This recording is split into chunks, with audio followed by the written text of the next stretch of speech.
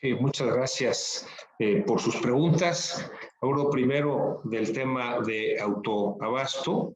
Ahí lo que hemos comentado tanto con las autoridades como con las empresas, de que estaremos los organismos empresariales acompañando a las empresas en esta transición del autoabasto. Hay que recordar que el autoabasto existe antes de la reforma energética del 2013.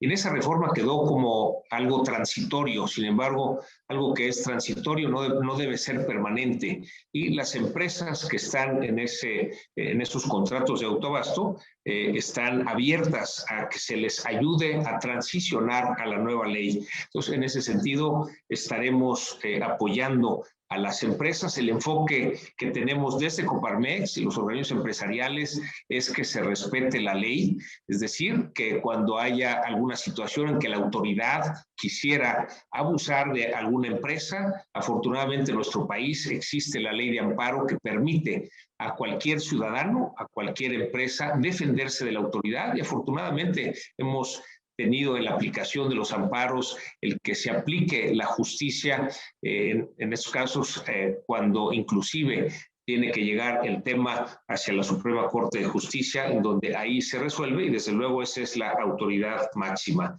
Entonces, resumiendo, estaremos acompañando a las empresas en esta transición de los autoabastos hacia la nueva ley. Desde luego, buscando que siempre se respete la ley, es algo que desde Coparmex defendemos. Con respecto a las preguntas de varios de ustedes de este control de la inflación, cómo se puede actuar para que no suba la inflación. Primero recordemos que la inflación tuvo un primer descontrol a partir de la pandemia porque se rompieron las cadenas de suministro de los productos que venían del continente asiático, especialmente de China, hacia el continente americano. Entonces vimos cómo el año pasado empezó a subir la inflación, esta llegó a un pico en el mes de noviembre, empezó a bajar en diciembre, siguió bajando en enero. Sin embargo, en febrero se recrudeció la inflación, volvió a subir, y esto derivado del conflicto de Rusia por la invasión en Ucrania. Esto quiere decir que estaremos todavía todo el 2022 con inflaciones altas. Será a lo mejor un pronóstico que se espera es que pudiera bajar a final de año un 6% y continuar bajando durante todo el 2023, y que sea hasta el 2024 el que se llegue a la meta del Banco de México de 3 más menos 1%. En ese sentido, sabemos que cuando aumenta la inflación, esto deteriora el poder adquisitivo de los trabajadores, y por eso es importante el vigilar que la inflación sea contenida. Ese es el mandato que tiene Banco de México, el único mandato que tiene, es decir, a través de las tasas de interés, las tasas de referencia, el poder lograr que la inflación no aumente. Con respecto al diálogo que hay entre las autoridades y las empresas y organismos empresariales, desde Coparmex decimos bienvenido el diálogo para llegar a un acuerdo. Los acuerdos tienen que ser en que todos pongamos algo, es decir, ahora el gobierno ha puesto un subsidio para que no suban las gasolinas. Esto sabemos que tiene un costo anual, según los datos del SAT, de 300,000 millones de pesos para este 2022. Eso ayuda a que otros precios no suban. En la medida en que haya diálogo, se puede llegar a acuerdos, a que las empresas puedan, cada una de acuerdo con sus posibilidades y en los productos que afectan la canasta básica, el poder disminuir sus utilidades para que no suba tanto los precios. Sin embargo, desde Coparmex y los organismos empresariales nos manifestamos en contra del control de precios. Cuando un gobierno pone un precio límite, es decir, mete al control de precios, esto distorsiona los mercados y finalmente quien paga las consecuencias es el consumidor. Esto lo hemos visto, por ejemplo, a la hora que pusieron un precio límite al gas LP, es decir, un control de cambios en el mercado de gas LP. Hemos visto cómo en ese precio máximo recibe subsidio una población que no necesita el subsidio. El hecho de que haya un precio tope que esté por abajo del costo hace que las empresas distribuidoras del gas LP, mientras más venden, más pierden. Esto es algo que pueden aguantar un cierto tiempo, sin embargo, empieza a haber escasez.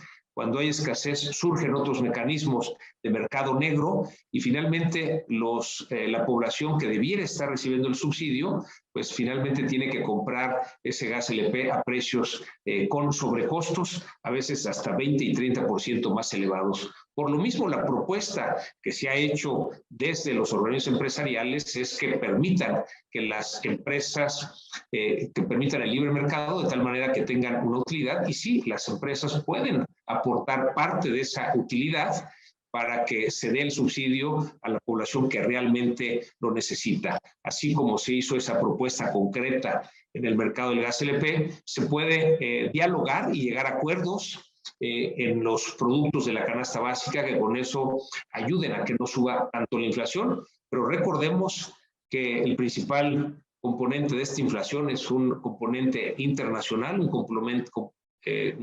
componente mundial debido a esas dos causas, la ruptura de las cadenas de suministro de materias primas derivada de la pandemia y la derivada de la invasión de Rusia en Ucrania, en donde ha generado este aumento nuevamente a la inflación.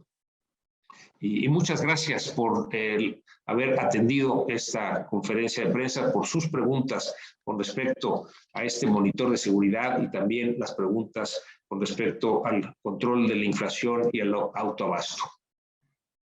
Como comentaba, la postura de Coparmex es lograr que ese salario mínimo llegue al nivel de la línea del bienestar familiar, es decir, nos dice el INEGI que en una familia promedio hay 4 integrantes y de los cuales 2 trabajan, entonces eventualmente tenemos que lograr que 2 salarios mínimos alcancen para que 4 personas de una familia tengan acceso a la canasta alimentaria. La invitación que hemos hecho a las empresas es que no esperen a que el salario mínimo suba a ese nivel, sino que de una vez aquellas empresas que lo puedan hacer aumenten los salarios a los que menos ganan a ese nivel. Desde luego es una situación que no tiene que ver con la actual alza de inflación, sino una propuesta en general que en las empresas volteemos a ver a los que menos ganan y sea ahí donde hagamos los aumentos de salario. En ese sentido, la propuesta que hicimos desde Coparmex fue que el salario mínimo tuviera un aumento que compensara ese aumento de inflación, que el año pasado alrededor del 7,5%, más un monto independiente de recuperación, la MIR exclusivamente para el salario mínimo. Haremos para los aumentos en el 2023 de igual manera, el que en general los salarios pues tengan esa compensación del aumento de la inflación. Y que en el caso del salario mínimo tenga ese monto independiente de recuperación, que ya en su momento evaluaremos cuánto sea. Y esto es importante que sea pues, un aumento anual, de tal manera que la recomendación que hacemos a las empresas es que a sus colaboradores y desde luego a todos los ciudadanos es el fomentar la cultura del ahorro, de tal manera que en situaciones de crisis, cuando se pierde el empleo o cuando suben los precios, tengan las personas, las familias, los recursos para poder contener esas altas en los precios.